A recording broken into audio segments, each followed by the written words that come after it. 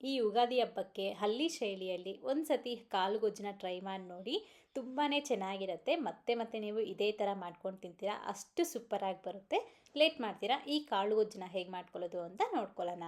ಮೊದಲನೇದಾಗಿ ನಾನಿಲ್ಲಿ ಅರ್ಧ ಕಪ್ ಆಗುವಷ್ಟು ಕಡಲೆಕಾಳು, ಅದೇ ರೀತಿ ಅರ್ಧ ಕಪ್ ಆಗುವಷ್ಟು ಒಣ ಬಟಾಣಿಯನ್ನು ಒಂದು ಇಡೀ ರಾತ್ರಿ ನೆನೆಸ್ಬಿಟ್ಟು ಇಟ್ಕೊಂಡಿದ್ದೀನಿ. ನೋಡ್ಬೋದು ಚೆನ್ನಾಗಿ ನೆಂದಿದೆ. ಈ ಥರ ನೆನೆಸಿದ್ದಾದಮೇಲೆ ಈಗ ನಾವು ಗೊಜ್ಜು ಮಾಡ್ಕೊಳ್ಳೋದು ಅಷ್ಟೇ.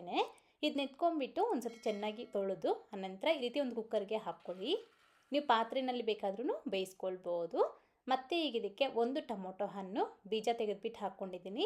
ಮತ್ತು ರುಚಿಗೆ ತగ్గಷ್ಟು ಈ ಕಾಳುಗೆ ಎಷ್ಟು ಬೇಕೋ ಅಷ್ಟು ಉಪ್ಪನ್ನ ಹಾಕ್ಕೊಂಡು ಅರ್ಧ ಟೀ ಸ್ಪೂನ್ ಆಗುವಷ್ಟು ಎಣ್ಣೆ ಹಾಕ್ಕೊಂಡು ಬೇಯಲಿಕ್ಕೆ ಒಂದು 3 ಅಥವಾ 4 ಬಟ್ಲಾಗುವಷ್ಟು ನೀರನ್ನ ಹಾಕ್ಕೊಳ್ಳಿ. ಈ ರೀತಿ ಆ ಕಾಳೆಲ್ಲನೂ ಸಹ ಮುಳುಗುವಷ್ಟು ನೀರನ್ನ ಹಾಕ್ಕೊಂಡ್ರೆ ಸಾಕು, ಜಾಸ್ತಿ ಆದರೂ ಪರವಾಗಿಲ್ಲ. ಈ ರೀತಿ ಇದನ್ನ ಬೇಯಿಸ್ಕೋಬೇಕು. ನಾವು ಇದನ್ನು ಒಂದು 2 ವಿಸಿಲ್ ಹಾಕಿಸ್ಕೊಳ್ಬೇಕು.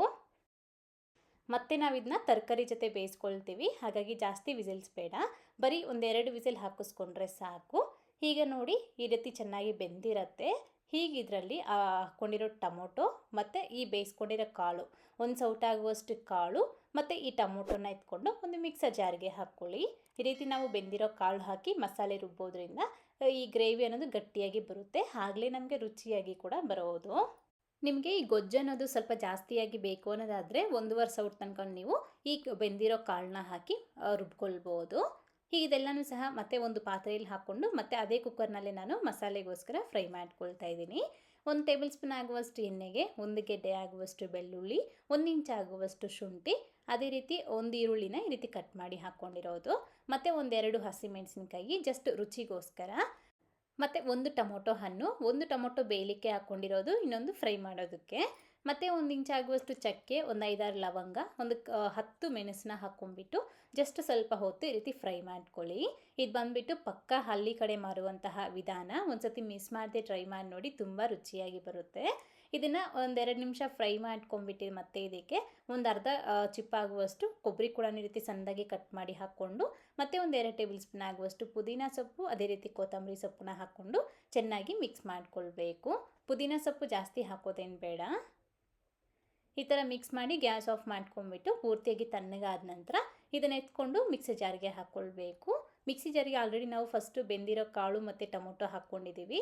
ಅದಕ್ಕೇ ಈ ಫ್ರೈ ಮಾಡ್ಕೊಂಡಿರೋ ಇಂಗ್ರೀಡಿಯೆಂಟ್ಸ್ ಕೂಡ ಹಾಕ್ಕೊಂಡ್ಬಿಟ್ಟು 1-2 ಟೀ ಸ್ಪೂನ್ ತುಂಬ ಧನಿಯಾ ಪುಡಿ, 1-2 ಟೀ ಸ್ಪೂನ್ ತುಂಬ ಸಾಂಬಾರು ಪುಡಿ, ಇವೆರಡನ್ನೂ ಸಹ ಮಿಕ್ಸ್ ಮಾಡಿಕೊಂಡ್ರೆ ನಮಗೆ ತುಂಬ ರುಚಿಯಾಗಿ ಬರುತ್ತೆ ಈ ಗೊಜ್ಜು ಅನ್ನೋದು. ಈ ಧನಿಯಾ ಪುಡಿ ಮತ್ತು ಸಾಂಬಾರು ಪುಡಿ ಮನೆಯಲ್ಲೇ ಮಾಡ್ಕೊಂಡು ಹಾಕ್ಕೊಂಡ್ರೆ ತುಂಬ ರುಚಿಯಾಗಿರುತ್ತೆ. ಈ ರೀತಿ ನೈಸಾಗಿ ಮಸಾಲೆ ರುಬ್ಬಿ ಪಕ್ಕಕ್ಕೆ ಇಟ್ಕೊಂಡಿದ್ದ ನಂತರ ಈಗ ಮತ್ತೆ ಅದೇ ಕುಕ್ಕರ್ನ ಒಂದ್ಸತಿ ತೊಳೆದ್ಬಿಟ್ಟು ಮತ್ತೆ ಅದಕ್ಕೇ 1-2 ಸ್ಪೂನ್ ಆಗುವಷ್ಟು ಎಣ್ಣೆಗೆ ಒಂದು ಅರ್ಧ ಈರುಳ್ಳಿನ ಹಾಕ್ಕೊಂಡು ಸ್ವಲ್ಪ ಹೊತ್ತು ಫ್ರೈ ಮಾಡಿಬಿಟ್ಟು ಮತ್ತೆ ಇದಕ್ಕೆ 1 ಗೆಡ್ಡೆ ಆಗುವಷ್ಟು ನೌಕಲು ಮತ್ತು 1 ಕ್ಯಾರೆಟು, ಅದೇ ರೀತಿ 1-2 ಆಲೂಗಡ್ಡೆ, ಮತ್ತು ಇದಕ್ಕೇ 1-2 ಬದನೆಕಾಯಿ, ಇಷ್ಟು ತರಕಾರಿನ ಹಾಕ್ಕೊಂಡಿದ್ದೀನಿ ನಾನಿಲ್ಲಿ. ಮತ್ತು ಇದಕ್ಕೆ ರುಚಿಗೆ ತగ్గಷ್ಟು ಉಪ್ಪು, ಸ್ವಲ್ಪ ಅರಿಶಿನದ ಪುಡಿನ ಹಾಕ್ಕೊಂಡು ಒಂದು 5 ನಿಮಿಷ ತರಕಾರಿನ ಸ್ವಲ್ಪ ಹೊತ್ತು ಫ್ರೈ ಮಾಡಿ ಬಾಡಿಸ್ಕೊಳ್ಬೇಕಾಗತ್ತೆ. ಇದಕ್ಕೆ ನೌಕಲು ಮತ್ತು ಕ್ಯಾರೆಟ್ ಅನ್ನೋದು ಆಪ್ಷನಲ್, ಇಷ್ಟ ಇದ್ದರೆ ಹಾಕೋಬೋದು, ಇಲ್ಲಾಂದರೆ ಹಾಕದಿರ ಕೂಡ ಮಾಡ್ಬೋದು. ಆದರೆ ಖಂಡಿತ ಈ ಆಲೂಗಡ್ಡೆ ಮತ್ತು ಬದನೆಕಾಯಿ ಮಾತ್ರ ತಪ್ಪದಿರ ಹಾಕೋಬೇಕು, ಆಗಲೇ ನಮಗೆ ಒಂದು ಒಳ್ಳೆ ರುಚಿ ಕೊಡುತ್ತೆ ಗೊಜ್ಜು ಅನ್ನೋದು. ಈ ಕ್ಯಾರೆಟ್ ಹಾಕಿದ್ದೀವಿ, ಸ್ವೀಟ್ ಬರುತ್ತಾನೆ ಅಂತ ಡೌಟೇ ಬೇಡ, ತುಂಬ ಚೆನ್ನಾಗಿರುತ್ತೆ, ಸ್ವೀಟ್ ಏನೂ ಬರೋದಿಲ್ಲ. ನಾವು ಜಾಸ್ತಿ ಏನು ಹಾಕೋದಿಲ್ಲ, ಅದು ಜಸ್ಟ್ ಒಂದು ಕ್ಯಾರೆಟ್ನ ಹಾಕ್ಕೊಳ್ತೀವಿ ಚಿಕ್ಕದಷ್ಟೇ, ಇಷ್ಟು ಗ್ರೇವಿಗೆ. ಒಂದು 5 ನಿಮಿಷ ತರಕಾರಿ ಫ್ರೈ ಮಾಡ್ಕೊಂಡಿದ್ದ ನಂತರ ಮತ್ತೆ ಇದಕ್ಕೆ ನಾವು ರುಬ್ಬಿ ಎತ್ತಿಟ್ಕೊಂಡಿರೋ ಮಸಾಲೆ ಪೇಸ್ಟು, ಮತ್ತು ಫಸ್ಟೇ ನಾವು ಬೇಯಿಸಿ ಇಟ್ಕೊಂಡಿದ್ವ ಕಾಳು, ಆ ನೀರಿನ ಸಮೇತ ಇದಕ್ಕೆ ಹಾಕ್ಕೊಳ್ಳಿ. ಹೀಗೆ ಇದನ್ನು ಚೆನ್ನಾಗಿ ಮಿಕ್ಸ್ ಮಾಡಿಕೊಂಡು ನೀರು ಬೇಕಿದ್ದರೆ ಹಾಕ್ಕೊಳ್ಬೋದು. ನಾವು ಗೊಜ್ಜು ಮಾಡ್ತಾ ಇರೋದ್ರಿಂದ ನೀರು ಜಾಸ್ತಿ ಹಾಕ್ಕೊಳ್ಳೋದಕ್ಕೆ ಹೋಗಬೇಡಿ. ಅದೇ ನೀವು ಸಾರು ಥರ ಮಾಡ್ಕೋಬೇಕು ಅನ್ನೋದಾದರೆ ಸ್ವಲ್ಪ ನೀರನ್ನ ಜಾಸ್ತಿ ಹಾಕ್ಕೊಂಡ್ರೆ ನಮಗೆ ಸಾರು ಕೂಡ ರೆಡಿಯಾಗುತ್ತೆ, ಮುದ್ದೆ ಜೊತೆ ತುಂಬ ಚೆನ್ನಾಗಿರುತ್ತೆ.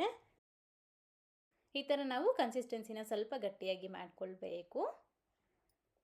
ಈಗಲೇ ಒಂದು ಸತಿ ರುಚಿ ನೋಡಿಕೊಂಡು ಉಪ್ಪು ಅಥವಾ ಖಾರ ಏನಾದರೂ ಕಡಿಮೆ ಅಂತ ಅನಿಸಿದ್ರೆ ಹಾಕ್ಕೊಂಡು ಲಿಡ್ನ ಕ್ಲೋಸ್ ಮಾಡಿಬಿಟ್ಟು 2 ವಿಸಿಲ್ ಹಾಕಿಸ್ಕೊಳ್ಳಿ. ಮತ್ತು ಮೊದಲು ನಾವು ಕಾಳು ಬೇಯಿಸೋದಕ್ಕೆ 2 ವಿಸಿಲ್ ಹಾಕಿಸ್ಕೊಂಡಿದ್ದೀವಿ, ಮತ್ತು ಈಗ 1-2 ವಿಸಿಲ್ ಹಾಕಿಸ್ಕೊಳ್ಬೇಕು. 2 ವಿಸಿಲ್ ಆದಮೇಲೆ ಗ್ಯಾಸ್ ಆಫ್ ಮಾಡಿಬಿಟ್ಟು ಆ ವಿಸಿಲ್ ಬಿಡೋ ತನಕ ಇದನ್ನು ಹಾಗೆ ಬಿಟ್ಟು ಆನಂತರ ಲಿಡ್ನ ಓಪನ್ ಮಾಡಿ ನೋಡ್ಕೊಳ್ಳಿ. ಒಂದು ಒಳ್ಳೆ ಸೂಪರಾಗಿ ಒಂದು ಒಳ್ಳೆ ಕನ್ಸಿಸ್ಟೆನ್ಸಿಯಲ್ಲಿ ನಮಗೆ ರುಚಿಯಾಗಿ ಫ್ಲೇವರ್ಫುಲ್ಲಾಗಿ ಕಾಳುಗೊಜ್ಜು ಅನ್ನೋದು ರೆಡಿಯಾಗಿರುತ್ತೆ. ನೋಡ್ಬೋದಲ್ವ ಎಷ್ಟು ಚೆನ್ನಾಗಾಗಿದೆ, ತುಂಬಾ ಸೂಪರಾಗಿರುತ್ತೆ. ಇನ್ನು ಸ್ವಲ್ಪ ತೆಳ್ಳಗಿತ್ತು ಅನ್ನೋದಾದರೆ ಇನ್ನು ಸ್ವಲ್ಪ ನೀವು ಕುದಿಸ್ಕೊಳ್ಬೋದು. ಆದರೆ ನಮಗಿದು ತಣ್ಣಗೆ ಆಗ್ತಾ ಇದ್ದಾಗೇ ಇನ್ನು ಸ್ವಲ್ಪ ಗಟ್ಟಿ ಆಗ್ತಾ ಬರುತ್ತೆ ಗ್ರೇವಿ ಅನ್ನೋದು. ನೋಡ್ಬೋದು ತರಕಾರಿ ಕೂಡ ನೀಟಾಗಿ ಬೆಂದೋಗ್ಬಿಟ್ಟಿದೆ.